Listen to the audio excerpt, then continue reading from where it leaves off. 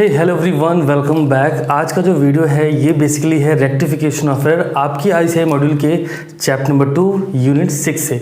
अब सर इस वीडियो में हम करने क्या वाले हैं, इस वीडियो में आपके हर क्वेश्चन का आंसर होने वाला है जिससे आपके जो ये 10 मार्क्स हैं ये 101% क्लियर हो सकें। आईसीआई का मॉड्यूल उठाइए, साथ साथ पढ़ते रहिए। वो जो आज बहुत सारी चीज़ें लिखी हुई हैं हमने उनको समराइज़ किया है 1, 2, 3 इमेजेस में, है ना। तो आप बहुत सारे बच्चों के क्वेश्चंस होते हैं, सर वन साइड एरर जब भी होती है तो सस्पेंस अकाउंट कब ओपन करते हैं, पीएल एडजस्टमेंट अकाउंट कब ओपन करते हैं। ये सारी क्वेरीज आपकी इस वीडियो को देखने के बाद क्लियर होने वाली है। आई होप आपको बैंक रिकन्सिलिएशन स्टेटमेंट का वीडियो बहुत समझ आया। आपके कमेंट्स देख के लग भी रहा था। बहुत सारे बच्चों ने जब मैंने कंप्यूटर टाइम में क्वेश्चन पोस्ट किया तो उसके आंसर भी फटाफट मुझे बता दिए, तो बहुत ही अप्रिशिएशन वाली बात थी ये। Rectification of error video start करने से पहले एक डिस्क्लेमर देना चाहूँगा। अगर ये वीडियो कोई क्लास 11 का बच्चा दिख रहा है तो सर अपना टाइम वेस्ट अभी मत करो। अगर आपके बेसिक्स अच्छे से क्लियर हैं तो आप इस वीडियो को कंटिन्यू करो, अदरवाइज वीडियो को स्किप कर दो, क्योंकि आपका टाइम बहुत ज़्यादा इंपॉर्टेंट है ना। आप अपना टाइम बाकी चीज़ों पे लगाओ, बेसिक्स कंप्लीट कर लो, वापस लौट के वीडियो आप अच्छे से देखना, आपको कॉन्सेप्ट समझने में मज़ा आएगी। अदरवाइज टाइम वेस्ट हो सकता है आपका। हाँ, रही बात सीए फाउंडेशन स्ट्रेंथ की, तो मैं ये एज्यूम करके आपको टॉपिक पढ़ाने चल रहा हूँ कि आपके जर्नल और बेसिक्स लाइक आपको going concern concept, double entry concept, है ना, डबल एंट्री सिस्टम, या फिर आप कह लो matching concept, accounting concept, conventions, principles पता है, जर्नल एंट्री आपको करनी आती है और इतना तो आना ही चाहिए ना, फाउंडेशन में है तो चलिए वीडियो को स्टार्ट करते हैं। 10 मार्क्स आप कैसे पाओगे, क्या क्या चीज़ें करनी पड़ेंगी।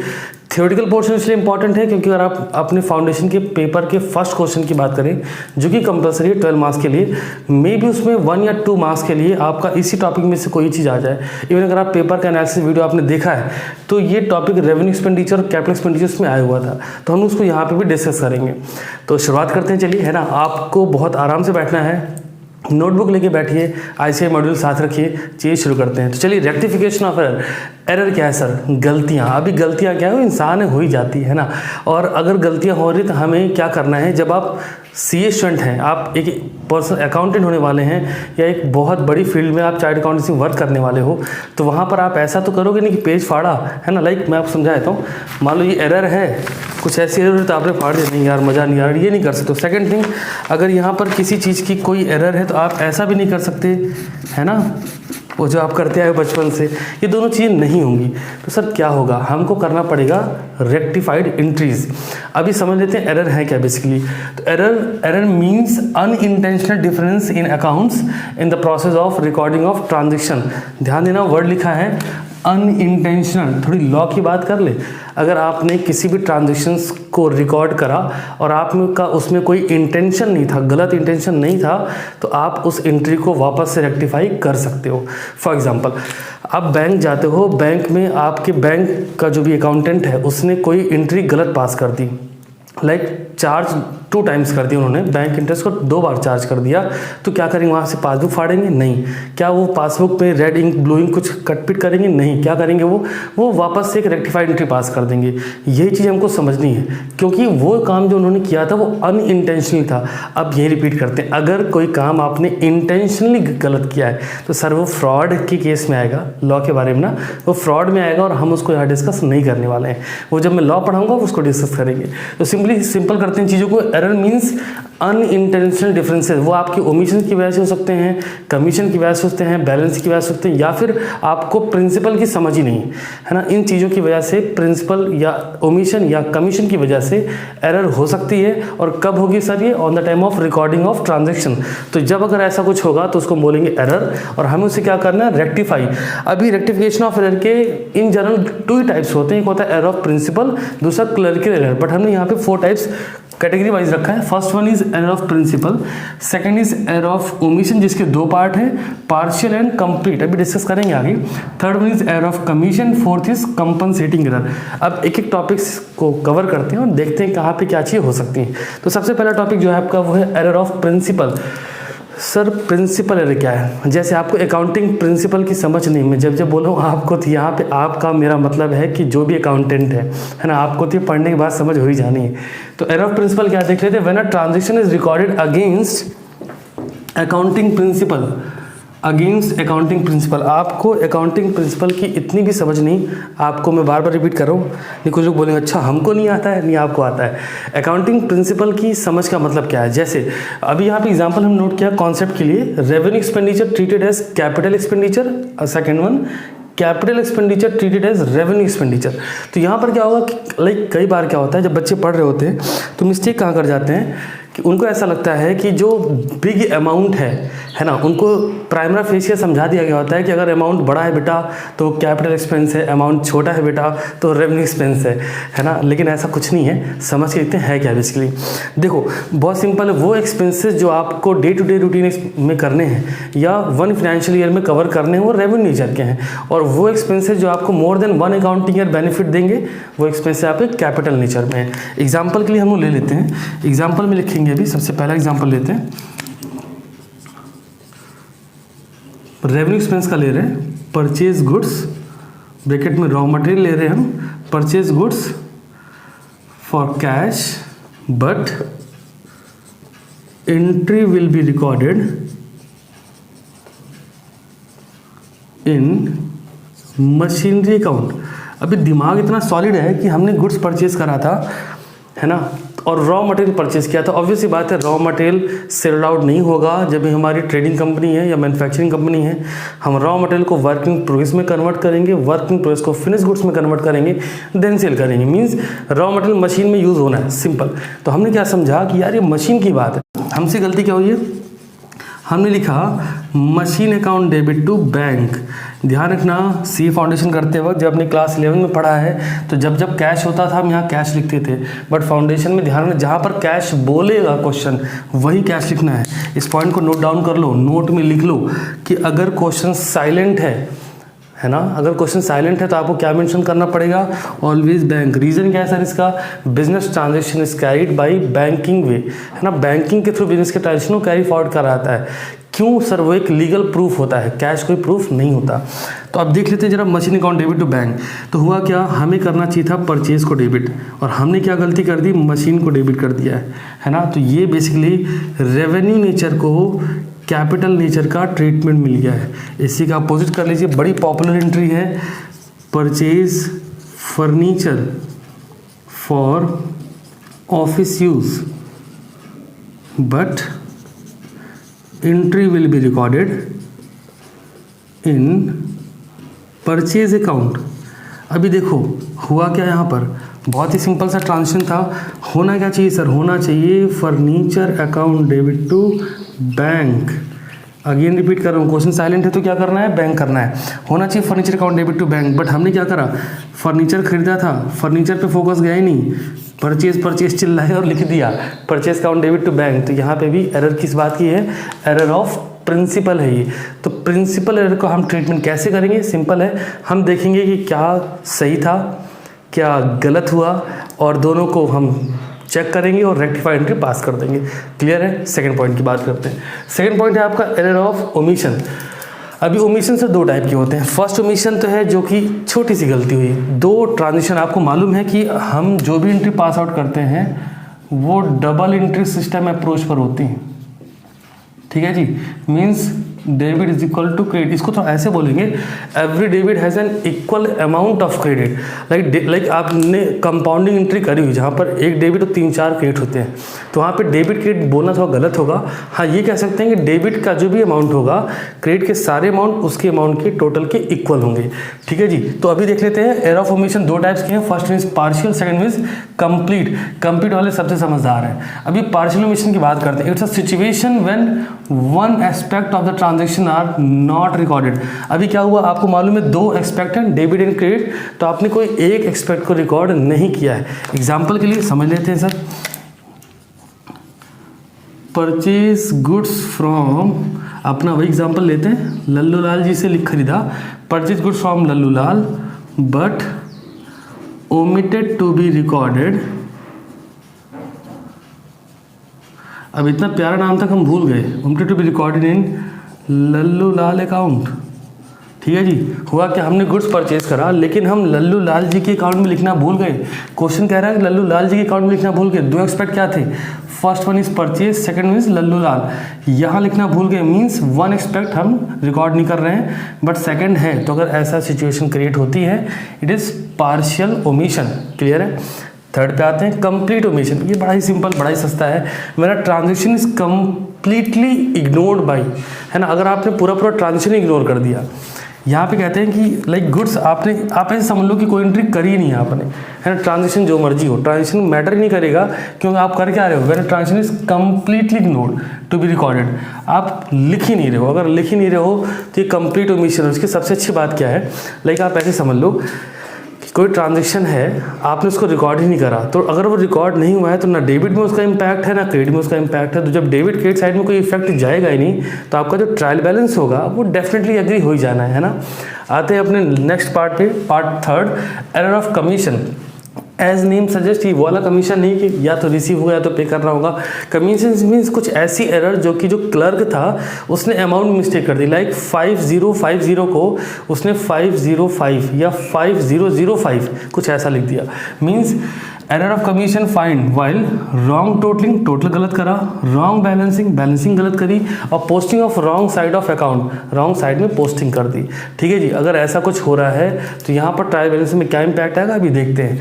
एट द एंड फोर्थ की बात कर लेंगे, कंपनसेटिंग एरर। नाम से पता चल रहा है ना, लोहा लोहे को काटता है। तो ये कुछ ऐसा ही है, लाइक आपने एक पाप करा, दूसरा पाप करा, तीसरा पाप करा, है ना। कुछ ऐसा आप करते जा रहे हो, बढ़ाते जा रहे हो।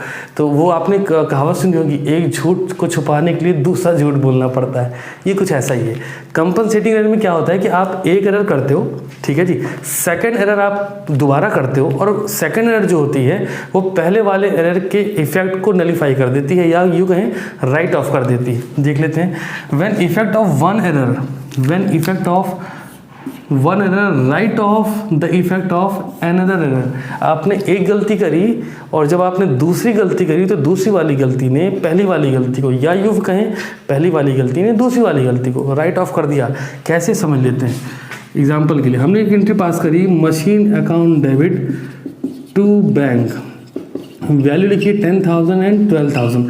अभी जरा देखो, मशीन हमने परचेज करी थी 10,000 में, बट रिकॉर्ड कर दिया बैंक में 12,000। सेकंड चेक कर लेते हैं जी। Purchase account debit to bank, value differ कर दो।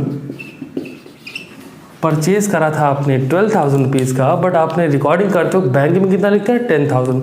तो जरा देखो, यहाँ पर क्रेडिट साइड में 2,000 एक्सेस हो रहा था, यहाँ पर क्रेडिट साइड में 2,000 शॉर्ट है, तो अल्टीमेटली बैंक का बैलेंस नील हो जाएगा, जीरो हो जाएगा। तो ये वो सिचुएशन जो आपको समझनी है थ्योरेटिकल पॉइंट ऑफ व्यू से। अब हम जरा देख लेते हैं कि हम एरर को लोकेट कहाँ पर करते हैं, और इन लोगों का effect on the base of trial balance effect कहाँ पर पड़ता है। सो आई होप अभी तक आपने रेक्टिफिकेशन ऑफ एरर्स के जो भी कॉन्सेप्ट्स मैंने बताए वो अच्छे से आपको समझ में आ चुके होंगे, और आपने उसे समझ भी लिया होगा। सर अब टाइम है कि आप ICAI मॉड्यूल उठा लीजिए, है ना। बट बिफोर ICAI मॉड्यूल आपको एक पॉइंट्स बताता हूँ। अगर आपके क्वेश्चन में 1 मार्क्स 2 मार्क्स में आता है, जो फर्स्ट क्वेश्चन 2 मार्क्स के लिए अगर सिंगल एक क्वेश्चन आता है तो आप क्या करोगे। इफेक्ट ऑन ट्रायल बैलेंस, तो जो आपको मैंने एरर्स के टाइप्स बताए थे इससे जस्ट प्रीवियस इमेज में, लाइक आपको इमेज के थ्रू क्यों बता रहा हूँ सर, क्योंकि इमेज ना माइंड में स्टक होकर रह जाती है, और आप जब बुक्स में पढ़ रहे हो तो ऑलरेडी आप बुक में बहुत कुछ पढ़ चुके हो। तो मैं क्या चाह रहा हूँ कि मैं आपको जो भी पॉइंट्स दूँ बहुत समराइज फॉर्म में दूँ, और ये रीज़न है वीडियो को 30 मिनट्स रखता हूँ, है ना। तो आइए शुरुआत करते हैं। Effect on trial balance, point number 1, no effect on trial balance. Reason being, अगर आपकी एरर प्रिंसिपल की वजह है, प्रिंसिपल की वजह से आपकी एरर हुई, तो आप मशीन को डेबिट करो या वेजेस को डेबिट करो। बात देखिए क्यों सर, एसेट्स और एक्सपेंस दोनों ही डेबिट साइड में जाते हैं। एक अप्रोच मैं यहाँ लिख देता हूँ, उसका ध्यान रखिएगा। Assets and expense trial balance के पॉइंट ऑफ व्यू से debit side, liability and income trial balance के पॉइंट ऑफ व्यू से credit side. Doesn't mean increase decrease पर ध्यान नहीं देना है। आपको ट्रायल बैलेंस जब भी बनाना होगा तो दिमाग में क्या सेट करना है। मान लो क्वेश्चन अगर ऐसा आ गया 5 मार्क्स के लिए, करेक्ट द ट्रायल बैलेंस, तो आपको दिमाग में क्या रखना पड़ेगा। अगर एसेट्स और एक्सपेंस पढ़ने से हेड लगता है, एसेट्स या एक्सपेंस है, उसको डेबिट वाले कॉलम में सेट कर दो अमाउंट, अगर लाइबिलिटी या इनकम है तो क्रेडिट में सेट कर दो। ठीक बात है। तो अब देखो, अगर आपने मशीन लिखी तो एसेट्स है, वो भी डेबिट में जाना था, बट आपने प्रिंसिपल एरर कर दी और वेजेस अकाउंट डेबिट कर दिया।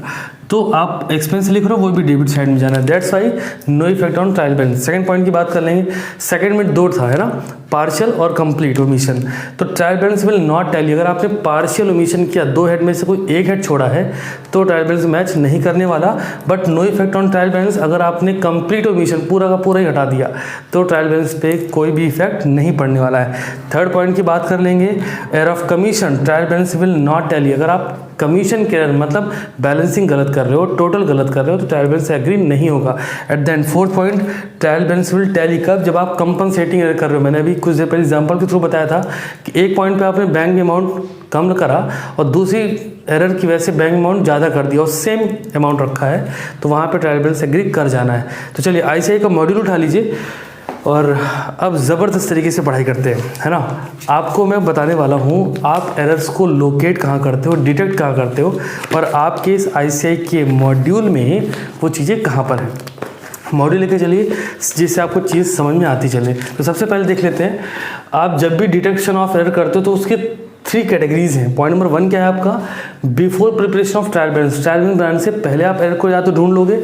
Point number 2, after preparation of trial balance but before preparation of final account, आप क्या करोगे, ट्रायल बैलेंस तो बना लोगे, तब तक आपको नहीं पता चला। क्यों नहीं पता चला, अगर आप बात करो एरर ऑफ प्रिंसिपल की, तो जस्ट मेकिंग ट्रायल बैलेंस आप एरर ऑफ प्रिंसिपल की मिस्टेक को नहीं फाइंड आउट कर सकते। क्यों नहीं कर सकते सर, मशीन अकाउंट को डेबिट करा आपने, ठीक बात है, मशीन को डेबिट होना चाहिए था लेकिन उसके प्लेस पे आपने वेजेस को डेबिट कर दिया है, तो ट्रायल बैलेंस मैंने भी बताया ना, no effect, trial balance agree कर जाएगा। तो जब आप ट्रायल बैलेंस बनाओगे तो आप डिटेक्ट नहीं कर पाओगे, बट यस जब आप फाइनल अकाउंट बना रहे हो तो वेजेस जाता है ट्रेडिंग में और मशीन जाता है एसेट साइड में, और आप क्या करोगे, मशीन की वैल्यू का अमाउंट ट्रेडिंग में रख दोगे, ग्रॉस लॉस में चला जाएगा बिजनेस, ठीक बात है। तो यहाँ पे क्या है, 1 साइडेड 2 साइड सब में वही होगा।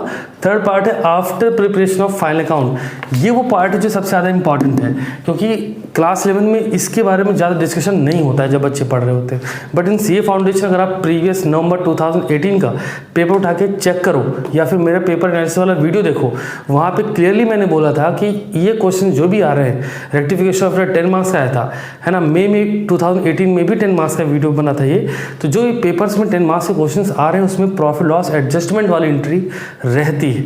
अब शुरुआत करते हैं, अगर पहले पॉइंट पर अगर आपने एरर को ढूंढ लिया कब, before preparation of trial balance, then point number 1 sided error होगी तो क्या करेंगे सर, 1 साइडेड होगी तो no entry is to be passed, क्या करना है सर, किसी भी तरह की कोई भी एंट्री पास नहीं की जाएगी। कब नहीं की जाएगी पास, जब आपकी 1 साइड एरर होगी, और कब, ट्रायल बैलेंस बनाने से पहले। तो आपका क्वेश्चन ही आ सकता है सर अगर एंट्री नहीं पास करेंगे तो ये तो आपका डबल एंट्री सिस्टम के अगेंस्ट चला गया, सही बिल्कुल जाएगा। तो क्या इसको लिखेंगे, नहीं लिखेंगे, बट किस फॉर्म में लिखेंगे, स्टेटमेंट के फॉर्म में लिखेंगे। सर ICAI मॉड्यूल का पेज नंबर 2.92 ओपन करिए और इलस्ट्रेशन नंबर 1 ओपन करिए और आपको यहाँ समझ में आएगा क्या करना है। तो आप यहाँ देख सकते हो, लाइक आप इलस्ट्रेशन नंबर 1 का सेकंड पार्ट देख लो। सेकंड पॉइंट लिखा है the return inward book has been under cast by ₹50। Return inward book अगर ₹50 से अंडर कास्ट है, देखो दिमाग में रखना, रिटर्न इनवर्ड बुक कौन सी होगी सर, एसेट्स है ना, सेल्स रिटर्न होगा, तो जो आपने सेल करी थी वो रिटर्न हो रही, मतलब आपकी एसेट्स जो डिक्रीज हुई थी वो दोबारा से इंक्रीज हो गई। तो अगर इंक्रीज हुई तो डेबिट होनी चाहिए, ऑब्वियस सी बात है, डेबिट कॉलम में लिखना चाहिए, है ना। मैंने आपको कैश बुक बनाते हुए तो बताया था जो एसेट्स इंक्रीज होगी वो डेबिट और एसेट्स अगर डिक्रीज हो रही तो क्रेडिट। तो आपको अप्रोच क्या रखनी है, बस यहाँ पे स्टेटमेंट रखते वक्त 2 चीज़ों का ध्यान रखना है, वो क्या है बता देता हूँ।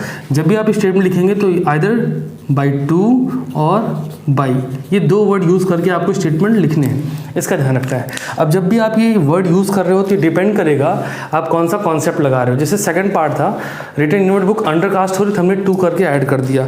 ऐसे ही अगला पार्ट देख लेते हैं। अब फोर्थ पार्ट देखो जरा, अब payment of 75 for salaries has been posted twice to salary account. अभी आपने एक्सपेंस को ट्वाइस डबल कर दिया, तो अगर एक्सपेंस डबल हुआ मीन्स 2 बार डेबिट हो गया, तो उसके एरर के इफेक्ट को नलिफाई किया, राइट ऑफ करने के लिए एक बार आप उसे क्या करोगे, क्रेडिट करोगे, मीन्स आपको क्या करना पड़ेगा, बाई। आंसर देख लो जरा, इसका आंसर है okay, by double posting on 75 है ना, तो आपको टू और बाई के इफेक्ट से इसको क्लोज करना पड़ेगा। तो आई होप ये चीज़ समझ में आ रही होगी।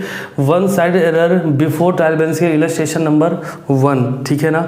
सेकंड पार्ट की बात कर लेते हैं। अगर टू साइड एरर होगी तो क्या करेंगे, सिंपली पास रेक्टिफाइंग एंट्री, सिंपल रखो, रेक्टिफाइंग एंट्री पास कर दो। आपका क्वेश्चन हो सकता है रेक्टिफाइंग एंट्री कैसे पास करते हैं, देखो जरा, आपको 3 बॉक्स का दिमाग में रखना है, ठीक है जी, 3 बॉक्सेस को दिमाग में रखना है। फर्स्ट बॉक्स जो होगा वो करेक्ट एंट्री के लिए होगा, मींस क्या होना चाहिए था। सेकंड बॉक्स रॉन्ग एंट्री के लिए होगा, मींस क्या गलती करी है। And third box rectified entry के लिए होगा, मींस अब क्या करें। एग्जांपल के लिए मान लेते हैं, अभी जो एग्जांपल लिया था हमने, purchase furniture for cash but entry will be recorded in purchase account. तो क्या करेंगे यहाँ पे, परचेज फर्नीचर फॉर कैश, तो सर करेक्ट एंट्री क्या होगी, बिल्कुल ठीक है, आपके दिमाग में सही आ रहा है। एंट्री होगी furniture account debit to bank account. मैंने अभी प्रीवियस इमेज में बात बोली थी, अगर क्वेश्चन साइलेंट है, you are a CA foundation student, इसको कहीं नोट करके रख लो। क्वेश्चन साइलेंट है तो कैश का वर्ड का यूज़ नहीं करना, ठीक है। तो furniture account debit to bank correct entry होगी। गलती क्या हुई है सर, हमने फर्नीचर जो कि कैपिटल एक्सपेंस है उसको रेवेन्यू का ट्रीटमेंट दिया, means purchase account debit to bank कर दिया। तो ध्यान रखो, हमें दोनों को कंपेयर करना है, compare correct and wrong transaction and pass rectifying entry, दोनों कंपेयर करो। क्या कंपेयर करना है सर, बैंक क्रेडिट होना चाहिए था, बैंक क्रेडिट हुआ है, मीन्स मिस्टेक यहाँ नहीं हुई। मिस्टेक कहाँ हुई, फर्नीचर डेबिट होना चाहिए, फर्स्ट ऑफ ऑल फर्नीचर को डेबिट कर दो, फर्नीचर अकाउंट डेबिट। अब परचेज बाय मिस्टेक डेबिट है तो क्या करोगे आप, रेक्टिफाई कैसे करोगे, क्रेडिट कर दो टू परचेज अकाउंट। मेरी सी फाउंडेशन की जो फर्स्ट बैच थी, लाइक तब वो CPT हुआ करता था, आज से 16 बैच, मतलब बहुत पुरानी बैच थी, है ना। उस बैच की स्टूडेंट थी पूनम यादव, मुझे आज भी ध्यान है। उसने ये टॉपिक को बहुत इजी बोला था, उसने स्टेटमेंट दिया था, मैं स्टेटमेंट लिख देता हूँ यहाँ पे, correct to correct and wrong to correct. क्या करना है सर, सही को तो सही करो। हमने क्या करा, सही को सही, मींस फर्नीचर को डेबिट होना चाहिए, सही था सही किया, एंड रॉन्ग टू करेक्ट, जो गलत था उसको करेक्ट कर दिया। Simple, rectification is all about correct to correct and wrong to correct. अब बारी आती है कि सर ये कहाँ सीखेंगे। सर इलस्ट्रेशन नंबर 2 ओपन करिए जल्दी से, इलस्ट्रेशन नंबर 2, वीडियो को शॉर्ट रखना है, ध्यान रखो, फटाफट ओपन कर लो। इलस्ट्रेशन नंबर 2 में देखो आप, पहला ही ट्रांजेक्शन देखो, 5 fund paid for furniture purchase had been charged to ordinary purchase account. तो रेक्टिफाइड एंट्री क्या हुई है, फर्नीचर टू परचेज, बट कैसे करना है सर, आपको जर्नल एंट्री अप्रोच आनी ही चाहिए। जर्नल एंट्री अप्रोच के लिए भी आपको एक कॉन्सेप्ट देता हूँ, चलो जल्दी से देखो। ये जो कॉन्सेप्ट दिया था ये किसके लिए था सर, ट्रायल बैलेंस के लिए, ध्यान रखना। जर्नल एंट्री के लिए यहाँ देखो, एसेट्स एंड एक्सपेंस अगर इंक्रीज करें तो डेबिट, डिक्रीज करें तो क्रेडिट, लायबिलिटी इनकम इंक्रीज हो तो क्रेडिट, डिक्रीज हो तो डेबिट। थोड़ा फास्ट हो गया, इजीली रिपीट करता हूँ। अगर आपके बिजनेस में, आपके ट्रांजैक्शन में एसेट्स एंड एक्सपेंस दोनों का ट्रीटमेंट सेम चलेगा। एसेट्स और एक्सपेंस अगर ट्रांजैक्शन पढ़ के लगता है इंक्रीज हो रहे हैं तो उन्हें डेबिट कर दो, अगर एसेट्स एक्सपेंस डिक्रीज हो रहे हैं देन उन्हें क्रेडिट कर दो। अगेन लायबिलिटी इनकम की बात कर लेते हैं। लायबिलिटी में हम कैपिटल को कंसीडर कर रहे हैं, ठीक है। नहीं तो अभी कुछ ज्ञानी आएंगे सर कैपिटल तो लायबिलिटी होती नहीं, ठीक है नहीं होती, बट हम कंसीडर कर रहे हैं फॉर अप्रोच। तो लायबिलिटी और इनकम, लायबिलिटी इनकम अगर इंक्रीज होती है देन क्रेडिट, अगर डिक्रीज होती है तो debit. Is that clear. Liability और इनकम अगर आपको पढ़ने से लगता है इंक्रीज हो रही है क्रेडिट कर दो, अगर डिक्रीज हो रही है तो डेबिट कर दो। एग्जाम्पल फट से लेते हैं, like business start with cash, तो एंट्री क्या होनी चाहिए sir, cash account debit to capital. Simple है, अगर cash account debit to capital होती तो रट लिया ना। अब इस अप्रोच पर समझते हैं। कैश क्या है सर, एसेट्स। बिजनेस में जब एसेट्स इंक्रीज होगा तो हमें क्या करना चाहिए, डेबिट, हमने कैश को डेबिट करा।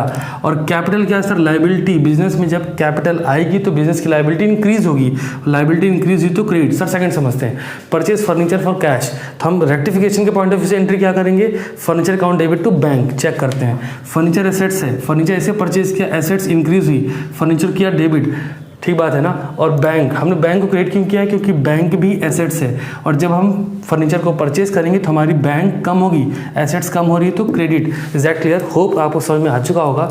इलस्ट्रेशन नंबर 2 पे फिर से आते हैं, अब आराम से चलते हैं।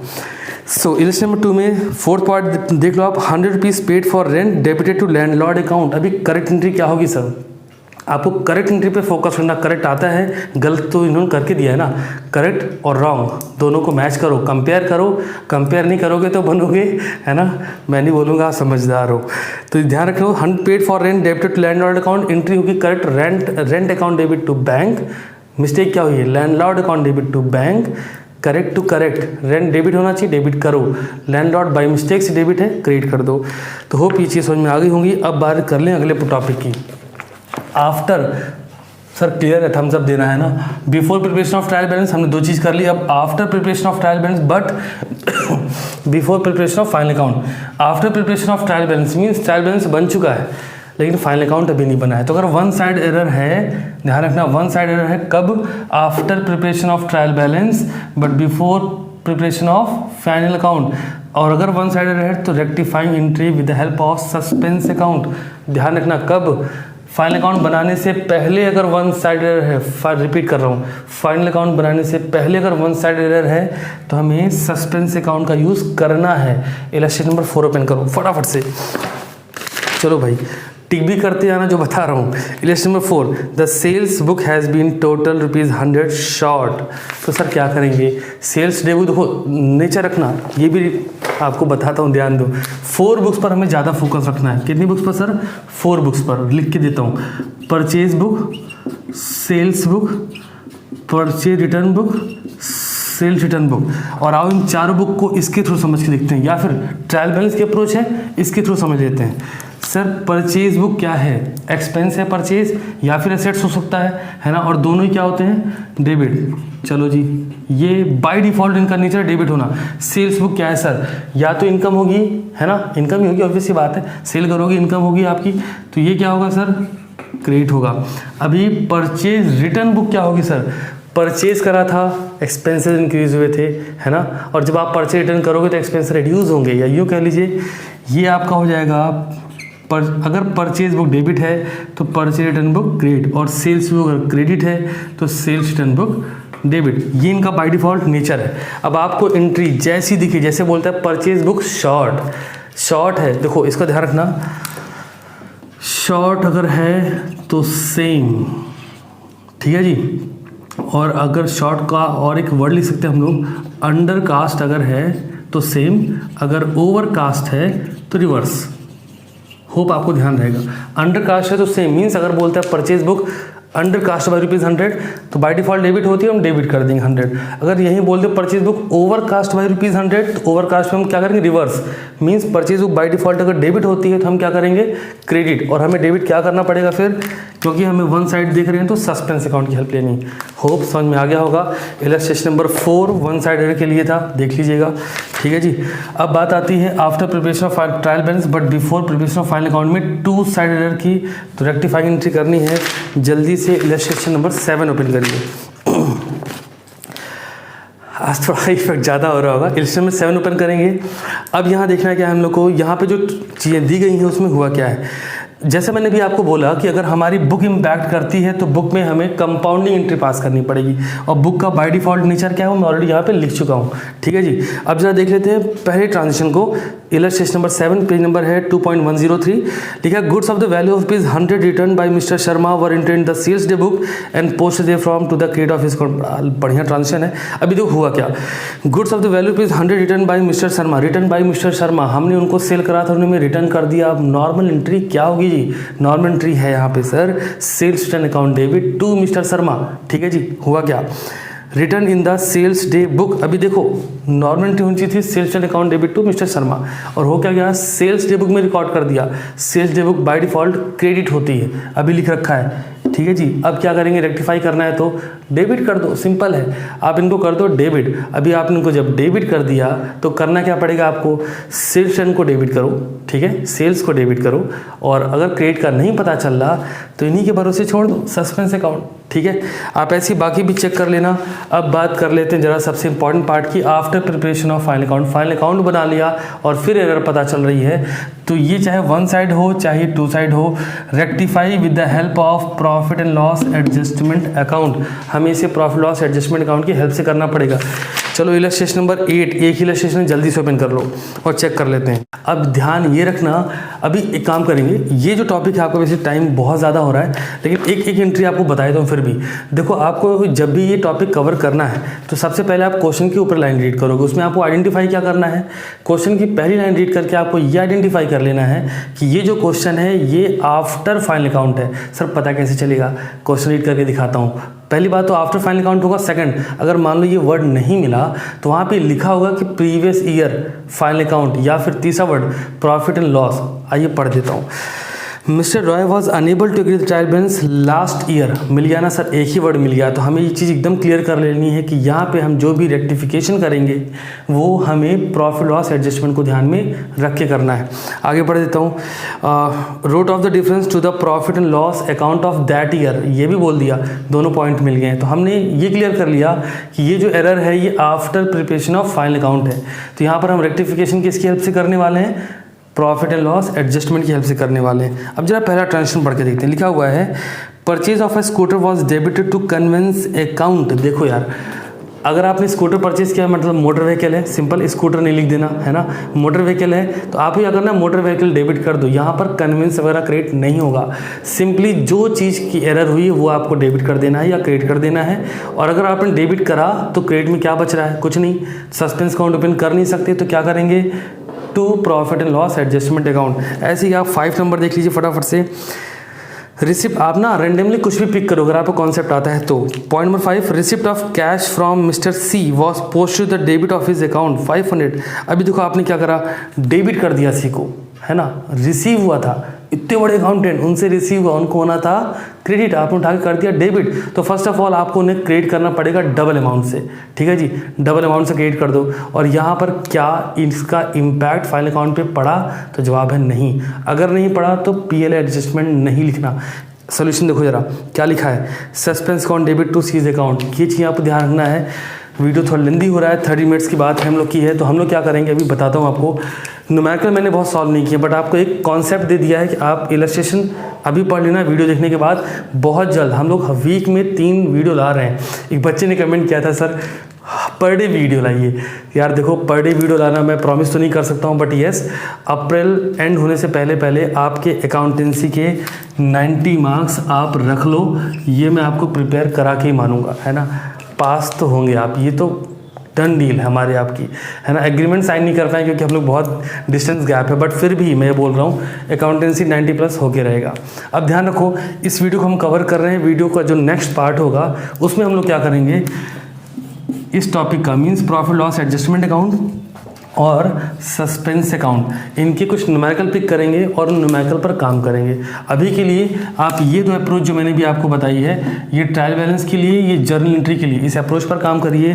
4 बुक्स होती हैं, उनका नेचर देखिए और सारे इलस्ट्रेशन को पढ़िएगा। जो इलस्ट्रेशन के जो पॉइंट समझ नहीं आते हैं कमेंट सेक्शन में उसको आप कमेंट कर दीजिएगा। होगा क्या सर, जब आपको एक दिन बाद में वीडियो देने वाला हूँगा तो वो क्वेश्चंस मैं आपके पिक कर लूँगा। तो चलिए मिलते हैं नेक्स्ट वीडियो में, तब तक के लिए शानदार तरीके से पढ़ते रहिए।